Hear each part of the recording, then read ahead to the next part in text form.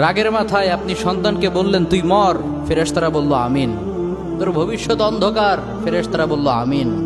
রেগে মেগে আপনি আপনার মেয়েকে বললেন জীবনেও তোর কপালে স্বামীর ভাত জুটবে না, ফেরেশতারা আবারও বলল আমিন। আচ্ছা, আপনি না সেই ব্যক্তি যে তার নিজের জীবনের চাইতেও সন্তানকে বেশি ভালোবাসেন? আপনি না সেই ব্যক্তি যে তার সন্তানের জন্য হাসতে হাসতে নিজের জীবনটাও দিয়ে দিতে পারেন? আপনি না সেই ব্যক্তি যে আল্লাহর কাছে নিজের চাইতেও সন্তানের জন্য বেশি দোয়া করে? তাহলে কি করে নিজের হাতে নিজের সন্তানের এত বড় ক্ষতি করতে পারলেন? Doesn't make any sense. Common sense বলতে কিচ্ছু নাই আপনাদের? আপনারা কি জানেন না আপনাদের রাগের মাথায় বদদোয়া করাগুলো ফেরেশতারা আমিন বলে? দাওয়াতুল ওয়ালিদ আলা ওয়ালাদি, বাবা মা তার সন্তানের জন্য যেই দোয়া করে সেটা ভালো হোক কিংবা বদদোয়া হোক, আল্লাহ সেটাই কবুল করে নেয়।